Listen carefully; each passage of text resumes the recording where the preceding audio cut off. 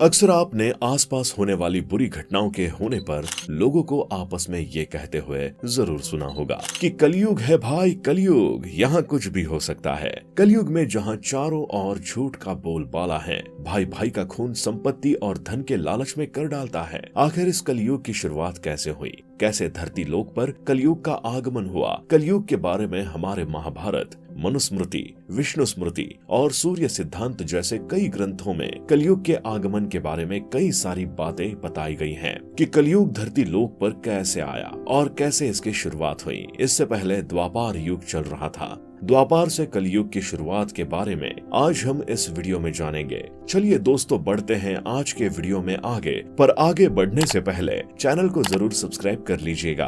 दोस्तों, कलयुग के बारे में हमारे धार्मिक ग्रंथों में कई सारी दंत कथाएं और घटनाएं बताई गई हैं, पर जो सबसे प्रचलित और सबसे ज्यादा मानी जाने वाली मान्यता है, उसके मुताबिक कलयुग की शुरुआत महाभारत के अंत के बाद हुई थी। महाभारत के बारे में तो आप सभी जानते ही होंगे। द्वापार युग में कौरवों और पांडवों के बीच धर्म की स्थापना के लिए एक महायुद्ध जिसमें महाभारत हुई, उस समय द्वापार युग समाप्ति की ओर था और महाभारत के समाप्त होने के बाद भगवान कृष्ण, जो महाभारत की इन घटनाओं में अपनी मुख्य भूमिका निभाने के बाद उनके जाने का भी समय हो चुका था। धर्म की स्थापना के बाद भगवान श्री कृष्ण बैकुंठ चले जाते हैं।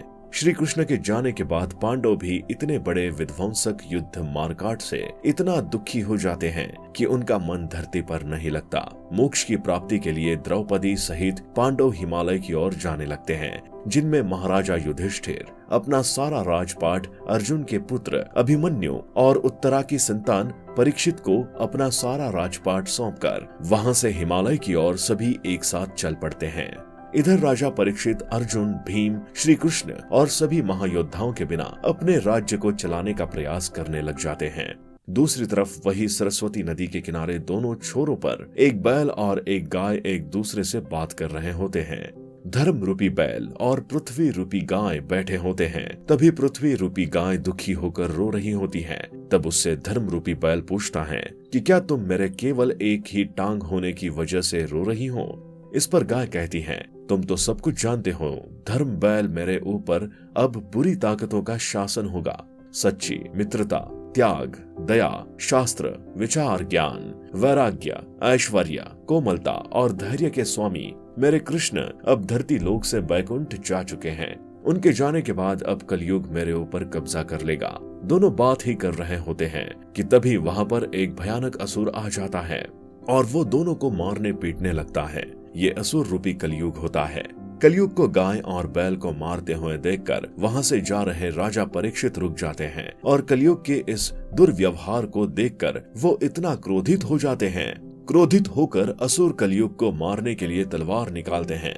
असुर राजा परीक्षित के क्रोध को देखकर उनसे माफी मांगने लगता है, गिड़गिड़ाने लगता है। तब राजा परीक्षित कहते हैं कि तुम झूठ, कपट, दरिद्रता, पाप के कारक हो, तुम मेरे राज्य से बाहर निकलो। कलयुग ने बड़ी चालाकी से कहा, महाराज आपका राज तो पूरी पृथ्वी पर है, तो मैं कहां पर जाऊं? कृपया मुझे रहने के लिए एक स्थान दे दीजिए। राजा परीक्षित ने उसे रहने के लिए 4 स्थान असत्य, मद, काम और क्रोध दिए। कहा कि जिन जगह पर ये 4 चीजें मौजूद होंगी वहां तुम रह सकते हो। पर कलयुग ने चालाकी से कहा कि महाराज मुझे ये स्थान मेरे रहने के लिए काफी नहीं, आप मुझे एक और अन्य स्थान दीजिए। राजा परीक्षित कलयुग के झांसे में आ गए और उन्होंने 5वां स्थान स्वर्ण का दिया। उस वक्त भले कलयुग वहां से चला गया था, पर वो अदृश्य रूप से राजा परीक्षित के सोने के मुकुट में बैठ गया। कलयुग ने अपना असर राजा परीक्षित को दिखाना शुरू किया। राजा परीक्षित भी कलयुग की वजह से क्रोधी हो गए। एक बार जंगल से जाते वक्त उन्हें प्यास लगी और उन्होंने एक ऋषि से पानी मांगा।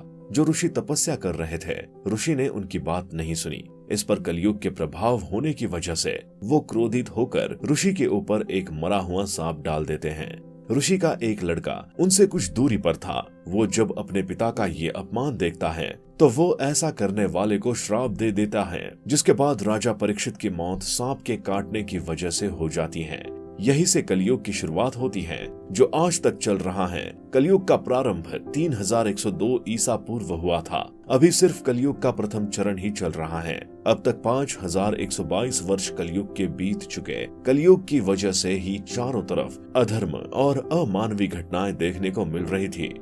ग्रंथों में बताया गया था कि कलयुग के समय लोग दुराचारी होंगे। कलयुग में धर्म को नजरअंदाज किया जाएगा। शासक अपना शासन डर और भय के प्रचार से चलाएगा।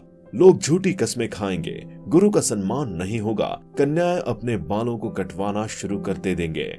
ये सारे लक्षण तो हमें इस वक्त ही देखने को मिल रहे हैं। अब आप कहेंगे इसका मतलब क्या कलयुग खत्म होने वाला है? कलयुग बिल्कुल भी खत्म होने वाला नहीं। अभी कलयुग को खत्म होने में 4,26,882 साल बचे हुए हैं।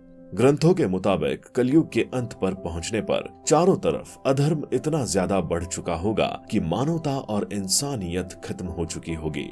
वेश्यावृत्ति, दुराचारिता, जुल्म और सितम इतना बढ़ चुका होगा कि इसका अंत करने के लिए भगवान विष्णु कल की अवतार में एक भयंकर नरसंहार के बाद नए युग की स्थापना करेंगे। कलयुग की शुरुआत और उसके अंत से जुड़ी ग्रंथों की ये बातें कितनी सच होती हैं, ये तो आने वाला वक्त बताएगा। फिलहाल आप जाते जाते हमारे चैनल को सब्सक्राइब जरूर कर लें।